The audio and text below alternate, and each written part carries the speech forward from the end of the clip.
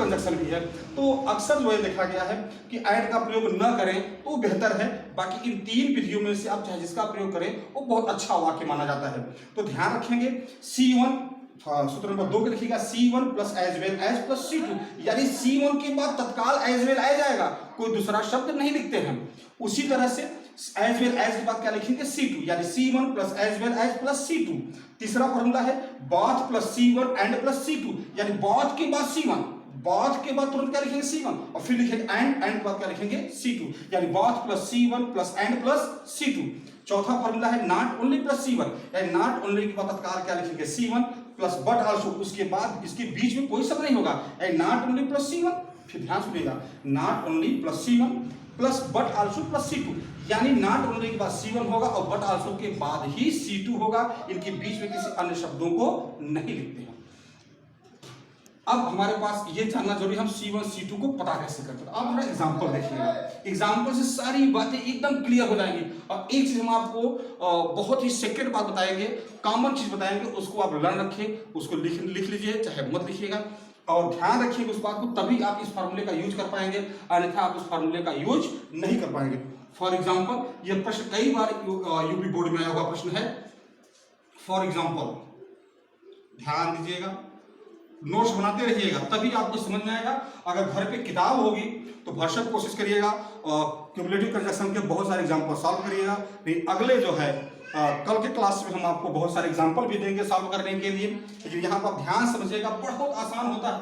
अगर आप ध्यान से बनाएंगे तो सॉल्व करिए। 2 नंबर का प्रश्न है, अपने आप को दिखाइए, अपने कला को प्रदर्शित करिए, अपने ज्ञान को बढ़ाइए, जैसा बताया जा रहा है वैसा करिए। तो फॉर एग्जाम्पल देखिए, कई बार यूपी बोर्ड में आया हुआ प्रश्न है, she is beautiful, she is beautiful, और इसका दूसरा वाक्य है she is talented, she is talented. Paper में लिखा रहेगा कंपाउंड सेंटेंस। ध्यान रखिएगा, ये नहीं देगा क्यूमुलेटिव कंजक्शन। आपको अब ये समझना होगा कि क्या है, ये क्यूमुलेटिव है कि अल्टरनेटिव है कि इलेटिव है कि रिलेटिव है कि एडवर्सिटी कंजक्शन है। पेपर को सिर्फ दिया रहेगा, प्रश्न दिया रहेगा और प्रश्न पूछेगा कंपाउंड सेंटेंस, 2 वाक्य दिए गए हैं, हमको उसको कन्वर्ट करना है कंपाउंड सेंटेंस। तो हमारे पास अभी एक समस्या आती है, एक विद्यार्थी कैसे ये समझे कि ये क्यूमुलेटिव कंजक्शन ही है। भाई विद्यार्थी को पता करना इतना आसान नहीं है। तो एक हम आपको फॉर्मूला बता रहे हैं, क्यूमुलेटिव कंजक्शन है या नहीं है। अब प्रश्न जो दिया गया, प्रश्न में कॉमन ले लो, अगर कॉमन शब्द है तो निश्चित रूप से वो क्यूमुलेटिव कंजक्शन ही होगा।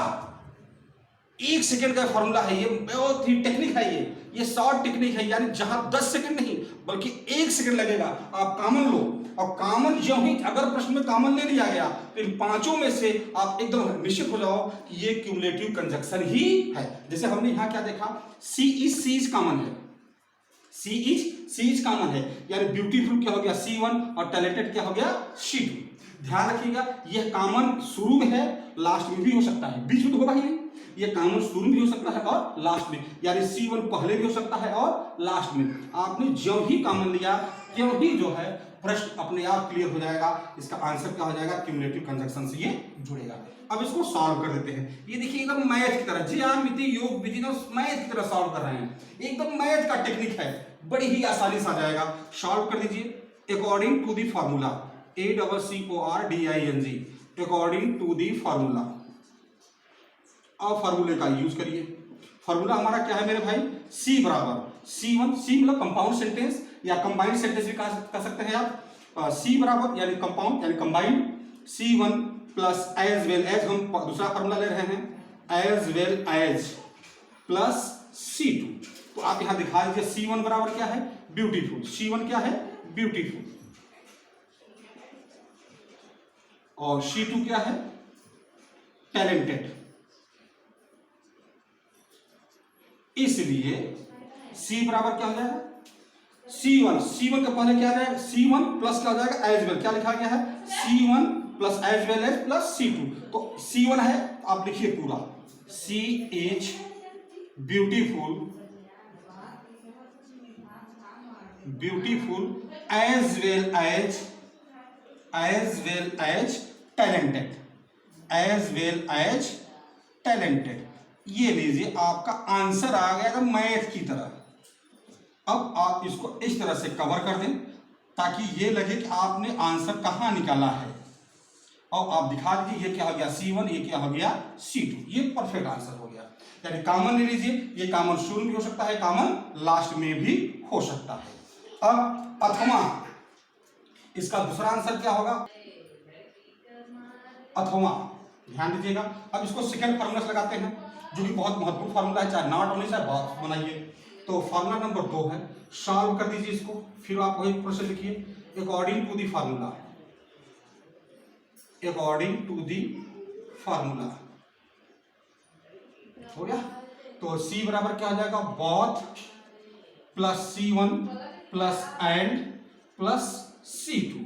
C1 इक्वल टू क्या है, C1 equal to beautiful, C2 equal to क्या है, और टैलेंटेड। इसलिए C बराबर क्या हो जाएगा, अब ध्यान दीजिएगा, बॉथ के बाद C1 आ रहा है, यानी जहां C1 है, प्रश्न हमारा C1 है, C1 के पहले क्या लिखेंगे, बॉथ, यानी C1 यहां है, C1 के पहले बॉथ, यानी बॉथ प्लस C1 तुरंत जोड़ेंगे एंड, फिर क्या ले लेंगे C2, क्योंकि कॉमन है, कॉमन का मतलब एक ही बार लिखा जाएगा, क्या आ जाएगा, C is both beautiful and talented, and talented. ये लीजिए आपका परफेक्ट आंसर हो गया। ठीक, तो ध्यान रखेंगे ये कॉमन आगे भी हो सकता है और लास्ट में भी हो सकता है। ठीक है, कल इसके बारे में आपको जो और नॉट ओनली वो प्रोसेस समझा देंगे, और उसके बाद इसके बहुत सारे एग्जांपल आपको देंगे, उसको आप सॉल्व करिएगा। एक बात ध्यान रखिएगा, जहां C1 C2 रहेगा आप वहीं पे इन जो है कोऑर्डिनेटिव कंजंक्शंस का प्रयोग करिएगा, अदरवाइज कहीं भी मत करिएगा। प्रश्न को आगे पीछे करने की कोई जरूरत नहीं है, जहां C1 रहेगा वहीं पे सूत्र लगाइए। ठीक है।